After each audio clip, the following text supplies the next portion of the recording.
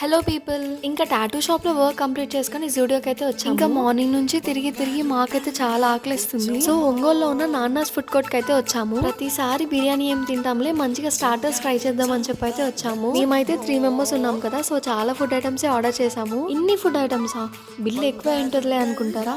లేదండి, చాలా తక్కువ. ఇక్కడైతే ప్రైజెస్ చాలా రీజనబుల్ గానే ఉన్నాయి. మరి టేస్ట్ ఎలా ఉంటుందో చూడాలి.